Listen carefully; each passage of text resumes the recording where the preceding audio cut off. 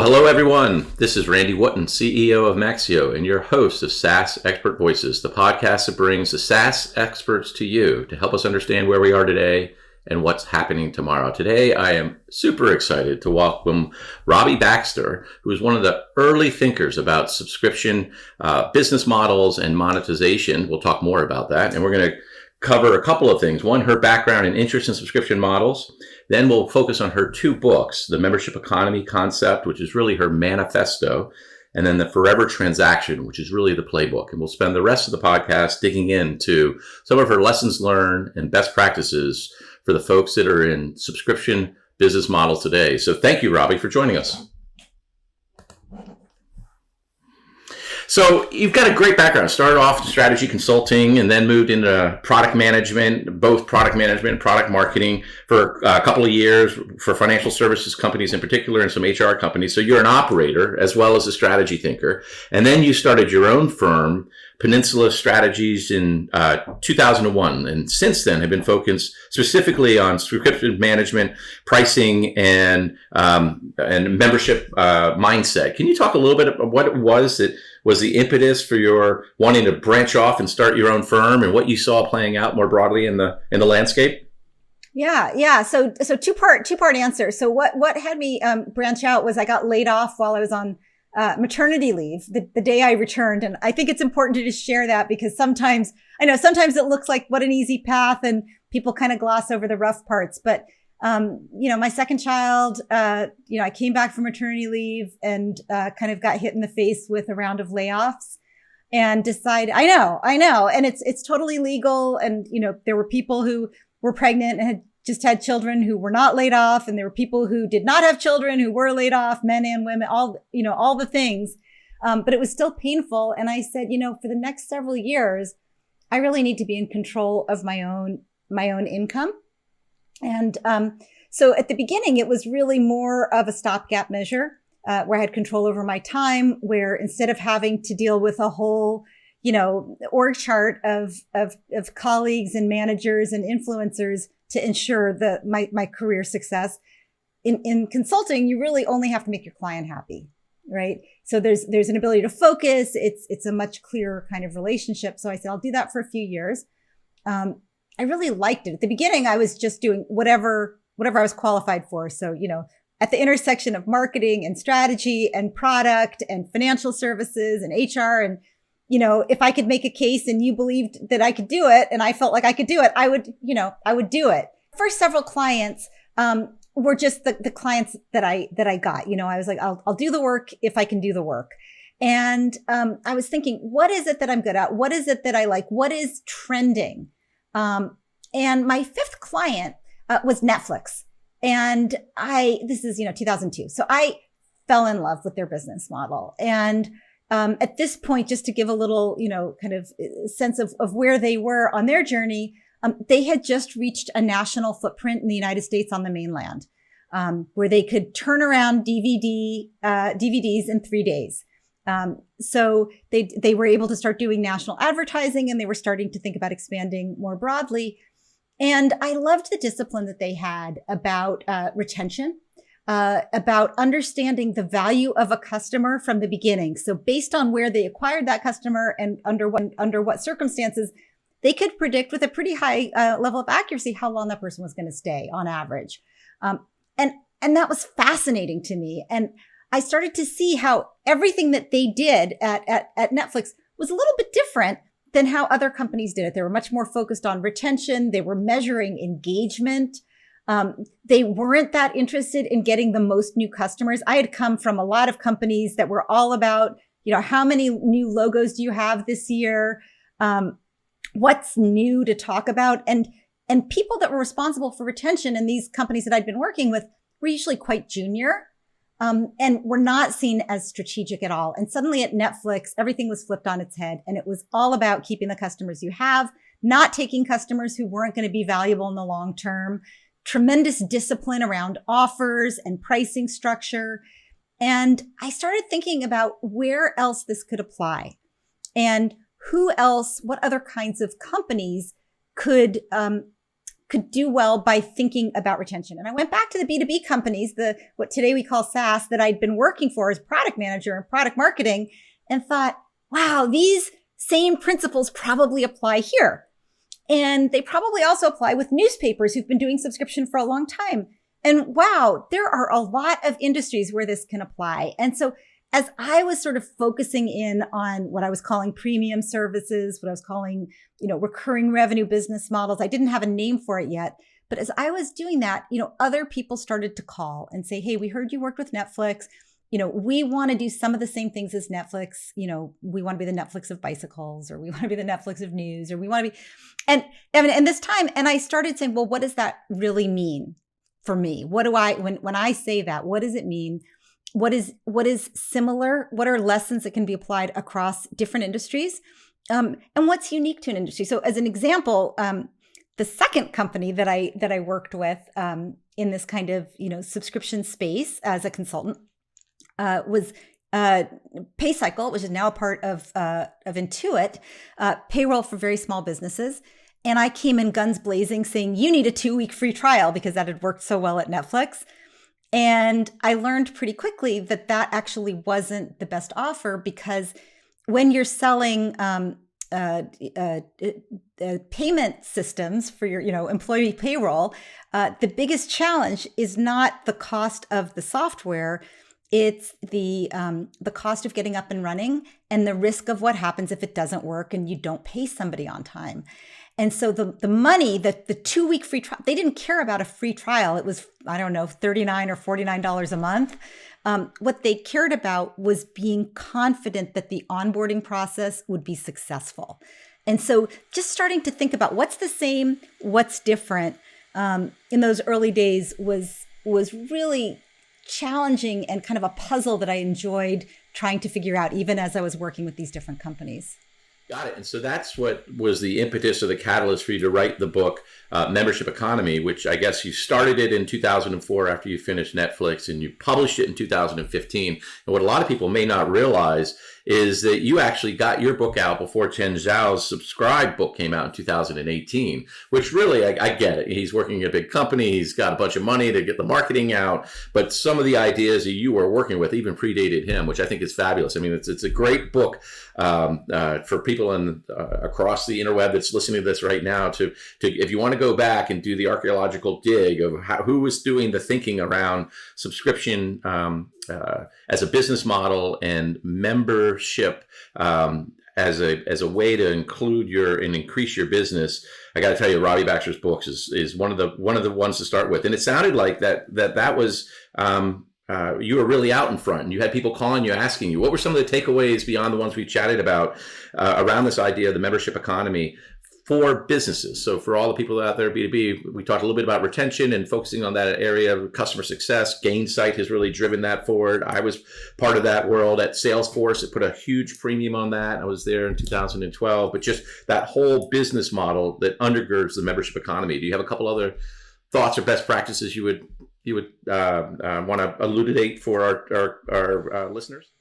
Yeah, I mean, I think one of the really important things is that if you want to justify recurring revenue, you have to have a product that solves your problem on an ongoing basis. So how you design the product becomes really important. It's not just about slapping subscription pricing on something and calling it, as a service. The underlying product has to be designed for, easy deployment, for expansion over time, for not just, I always think about there's an acquisition benefit. There's a reason that somebody buys your product, signs up, signs the contract, gets started, does the small experiment.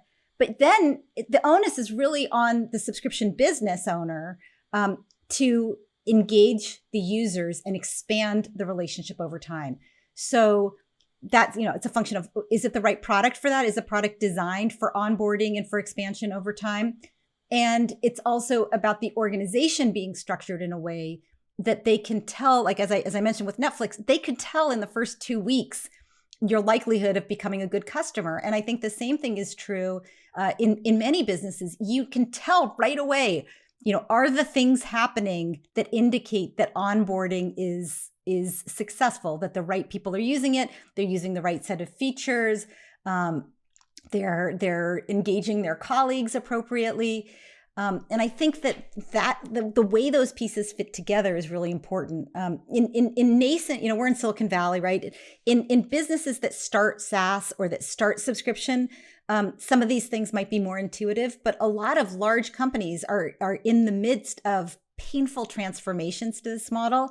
And they often, I think they often start with the tail wagging the dog, which is we need subscription revenue to justify higher market valuations. So let's start charging differently and we'll fix everything else as we go, instead of sort of saying this is a very holistic transformation and we need to look at what this means, not just for pricing, but for, the product itself, for the aftermarket, kind of a post-sales experience, the way, our people answer the phone, the way we talk about the product, the way we acquire customers, right? There's going to be some customers where it's like, it's easy to acquire them, but they're never going to expand over time. And so it's not worth it to bring them on. They don't align with your model and they're not going to let you scale. So a couple of things there. One, just that last point, I think it's really interesting that you see a lot of people right now within the subscription business model writ large. There's this almost tribal battle between sales-led growth and product-led growth. And the answer is not either or, it's actually and, I think. And a lot of companies are going to have to embrace both. But if you've been primarily a sales-led growth model where you have marketing and sales, engaging with customers directly, you're doing negotiated agreements, you're getting an invoice out, it's usually an annual type of contract with a renewal type motion. If that's what your core go-to-market model is, and you say, okay, now we're going to tack on PLG, it's a radically different way of thinking about the world. I mean, even the last couple of SaaSers I've been to, it's all been about PLG and usage-based model, and what does that mean? And your product is actually going to get people to sign up. But it's not just about saying your PLG. You have to think about, well, how do you go to market? How do you create a self-serve freemium type of experience? How do you take the post-sales experience to drive conversions to a paid model and then execute the renewal motion? So I think to your point, it's really a business bet as you're moving either from on-prem legacy to subscription or within subscription to break out different go-to-market models. I think that was one of the points you're making. And so the whole company has to be aligned around that. The other one that I think you were sort of pointing to, which I fundamentally believe as well, is even in SaaS companies today, you do see this gap between sales and customer lifecycle management. And so getting a customer sold and then getting them up and running through the implementation and the adoption and the renewal and the expansion. Everyone talks about, oh, it's one big cycle and we treat everybody well, but you're shaking your head no. What's your experience been, and what's your sort of suggestion for SaaS companies to think about there? Yeah, I mean, there's still, I think, a little too much of the kind of throwing it over the wall, overselling or selling to someone who doesn't. I mean, you need a lot of discipline, I think, in a SaaS model. So you need to know this is this kind of customer, this is how the relationship's going to expand over time. And I think together to kind of start to set expectations about where is this relationship going to go after the moment of sale. That's the moment of transactions, the starting line, not the finish line. And, something else that I know you think a lot about, and you've alluded to a couple of times, is this question of even is the current subscription model, is that the end game? Or are there other models, or are there other ways of thinking about this? And for me, it's about customer outcomes. The customer comes to you and they don't say, I want to buy some software, or I want to subscribe to some software. What they're saying is, I want my employees to make smarter decisions, for example. And so that, assumes that the employees are, using the product, using it regularly, using it well. And I think a lot of companies would rather be billed on that because it aligns better with the outcome, right? Rather than paying for a seat, which is an entitlement, paying for usage, metered payment. There's a lot of different ways that I think organizations can go as they move toward aligning their pricing with outcomes. Yeah, I think you're absolutely spot on. I mean, part of the reason I joined Maxio was because it was really focused on the space of usage-based pricing and, to your point, aligning the value prop. So a couple of takeaways, and then we'll shift to your next book, The Forever Transaction. But one, what I heard from you was understand the value of a customer at time of transaction. And it's going to take a little while to do that. You're not going to know that when you're just getting started. So then what can you do? You can give a freemium offering, but then you have to understand the early signals of potential customer value that you can monetize over time. What's working, what's not. I think the other thing we had chatted about in our pre-brief was when you're early, you often end up taking lots of different customers because they're going to pay you. And the challenge is getting super crisp on the ICP where you have real value and the customer is going to grow with you over time. So if you're moving from a B2C to a B2B model, right, you're going to be a bunch of customers you're going to disappoint, but being okay with that and segmenting it. I remember when I was CEO of a company called Percolate, we were a social media platform that was trying to make a strategic transition into customer content marketing, a CMP. So the entire business had been built for one use case that we were trying to extend and expand so we would be, a broader TAM. And what was interesting is we actually had to segment out the customer base and with the board talk about the two different customers. These are the customers, these new customers, this small business is where we want to go. Don't get distracted by looking over here because we're not optimizing for it. We're not investing resources in terms of technology or additional service. We want to keep them as long as we can. But if they're not going to move with us into this new world, we're going to let them go. And that was probably one of the hardest conversations I had is you see this business, deliberately you're cannibalizing it to fund what is going to be the future business. And so I think for companies, especially as they're getting out of the gate, is understanding what your core value prop is, where it's going to resonate, and then continually evaluating what's working, what's not in that construct. Yeah, I totally agree with you. And it is painful. And it does require education of your board, your investors. You have to set expectations and say, hey, we're going to actually turn down some short-term revenue so that we can build the machine. And that, so that we can scale. Going after too many different types of customers and too many different kinds of use cases can be really distracting. And the other thing is if you, subscribe to quarterly capitalism, where you're compensating everybody on the number that they hit, at the end of March or the end of, whatever quarter it is, and they may not even be around the next year, right? You're teaching people the wrong habits, right? That the habit we want is for people to come and stay and expand. Well, that might be a perfect segue to your next book, The Forever Transaction. So if the membership economy was your manifesto, identifying these broader themes in the marketplace and applying the lessons learned in a B2C Netflix world to the B2B world, and you had several companies you worked on the front line with to manage that, you then translated that into this Forever Transaction, which was really the playbook. Can you talk a little bit about how that came together and what are the couple of points you would highlight for people that are, again, B2B SaaS or thinking about this idea of the Forever Transaction, making sure you're lined up in terms of your product and your incentives to create success? Yeah. So when I wrote the membership economy, as you said, I started making notes for it in 2004. It didn't come out until 2015. So I spent I was really nervous that nobody was going to see what I was seeing. I was having a lot of conversations with people, just trying to help them connect the dots that, what newspapers do really well is what software companies should be thinking about, or, let's try to kind of connect the dots and, membership, like, it is important that your users and your customers are engaging with each other and building stickiness and all of that. So membership economy was like, here's my £1 business card. If you like it, let's talk. If you don't like it, you probably aren't going to like me that much. But let's just save ourselves, all some heartache.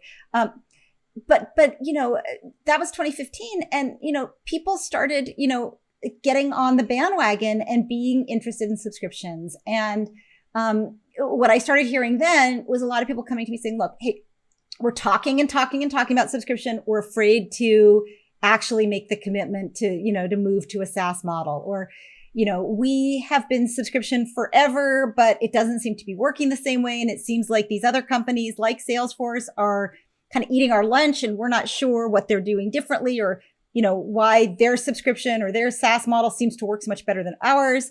And so I wrote the Forever Transaction as a how-to. And I broke it into 3 parts. So the first part is for a company that is just getting started, dipping their toe into these models, whether they're in a large company and they have like a little team off in the corner that's trying to figure this out before the company, sort of bets the farm on this model.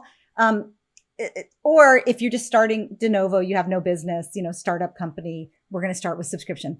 And that's about, what is your forever promise? What is it that you're going to do for your customers on an ongoing basis? How are you going to improve their condition? How are you going to solve ongoing problems? Who's your ideal member? And what is the offering that you're going to build that is both attractive enough to get them to join or sign up and engaging enough to expand over time.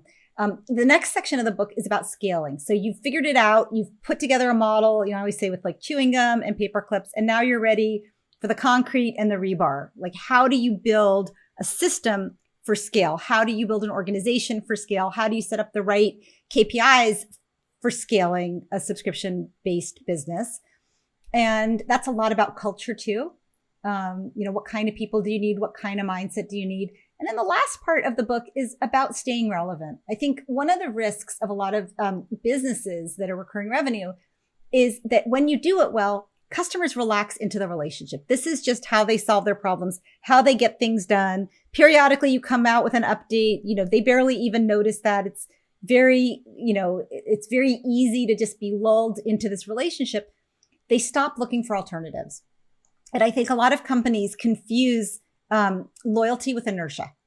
So just because your customers aren't leaving you does not mean that they love your product, or that if they were out shopping today, they would pick your product again. There may be fantastic new competitors in the market, but because your customers aren't shopping, they don't know to be disappointed in, what you have or haven't been doing.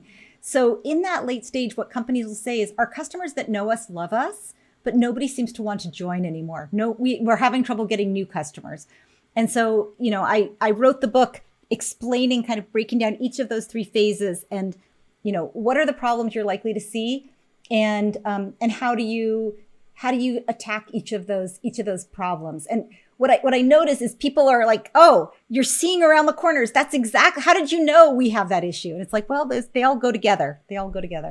And I think that's one of the interesting things about the SaaS business model in general is there's, obviously for Maxio, we help people understand their SaaS operating metrics, and we're able to pattern match across the 2,300 customers. And I think all VCs and PE firms are doing the same. So they say, look, if you're a vertical B2B SaaS company, this is what your net retention should be. This is how much you spend on sales and marketing. So I do think there's pattern matching going on, and everybody has the playbook now, many years after you started to identify it with your first book and then write out the how-to book. And so I think it's a wonderful book for people that, again, are either getting started or trying to scale, especially for our early customer base. We talked about a couple of examples, but I'd love for you to share with the broader audience. One was Strava. I'm a huge fan of Strava. I've been an early adopter of it. And I think when you talk about I think it was in your first part of the book, and how do you create that forever promise? Can you talk a little bit about Strava and what they got right and what you think some of that, again, it's primarily B2C, but I do think there's some directly applicable lessons learned for B2B companies with that model. Yeah. So I've been talking with the Strava founders since the beginning. So since it was an idea on a piece of paper, and they're both athletes, and they wanted to create a community for athletes and a way for tracking and competing and encouraging one another, very much around community. And so, to build community, right, there's sort of a chicken and egg problem. You want to build the community before you have anything really to charge for. So, they were very ad supported early on, or sponsor. They call it sponsor supported, and really focused on just getting all the athletes using the platform, being able to engage with one another. And they had a subscription. I found this really interesting. They had a subscription. I think it was like $5 It was $4.99. $4.99. Yeah. and it didn't have a lot of great benefits, right? Yeah. The interesting thing, and I had this experience a long time ago with Zoomerang, which was an early competitor of SurveyMonkey, and SurveyMonkey, a client of mine, ultimately swallowed up Zoomerang. One of their biggest problems is the free product was good enough for most people, right? Yeah. Same thing with Strava, right? The free product is actually great for most people. Yeah. And so they actually did some research and said, well, who are these people then that are paying? What is the value they're getting? And what most people said is, I love you guys so much that I want you to be around, and I want to support whatever you're doing. And if that subscription ever becomes valuable and has more features, I'd love to be the first to get it, but I'm just happy to pay $5 a month. That's right. That was really eye-opening, the kind of loyalty they'd built, the kind of habits that they'd established with people. Really gave them permission to do other things. And when they did really focus on what they called, their season of subscriptions, where they beefed up the subscription offering, they moved, one or a couple of popular features behind the paywall. Yeah, behind the paywall. Behind the paywall, very controversial, and added some other features and benefits. They were really focused on who's going to get value, who's not. How do we move the right people there? How do we make sure that they use those features and appreciate them? And how do we communicate that we're taking, and this is a hard thing for a lot of businesses, when you take something that used to be free and you move it behind the paywall, how do we explain why we're doing that? Price increases and moving beloved features. Those are things that are particularly hard to do when you've got a subscription type of relationship with your customer. I think you're right.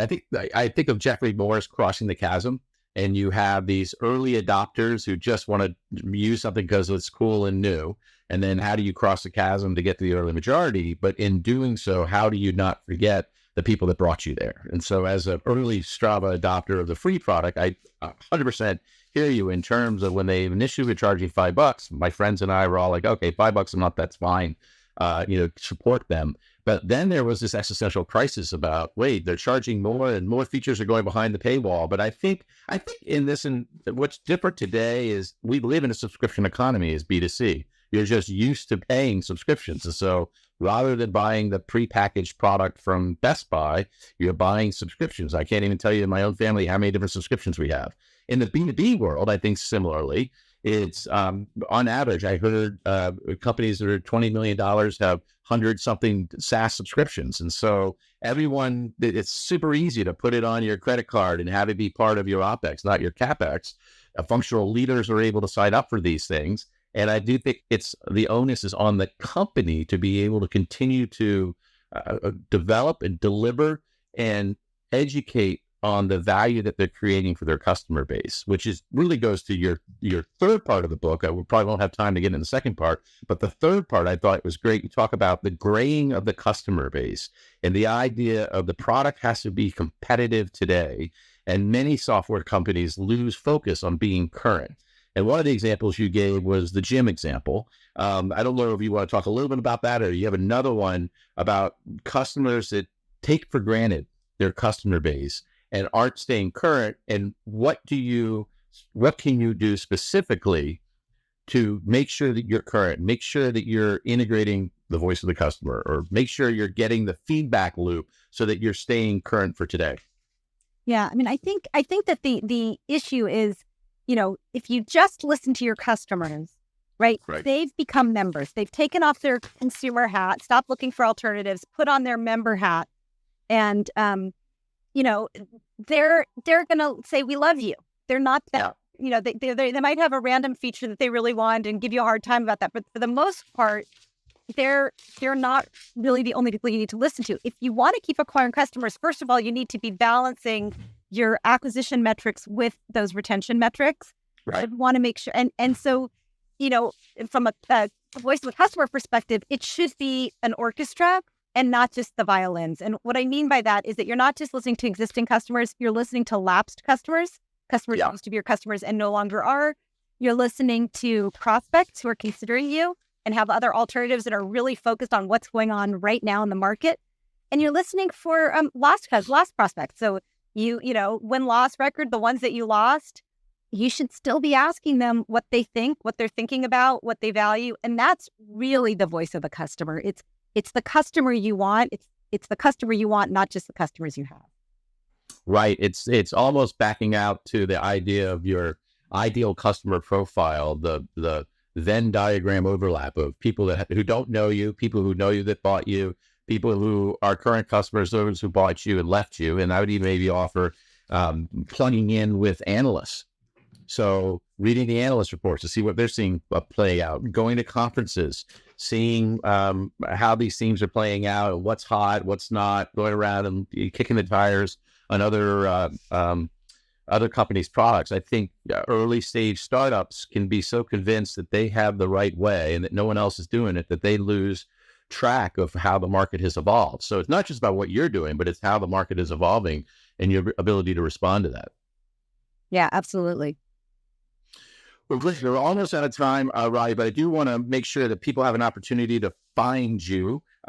What's the best way to get in touch with you? Obviously, they can find you on LinkedIn. Are there other places? I know you have a website and where they can find both your books. Or other ways that you would recommend them getting in touch?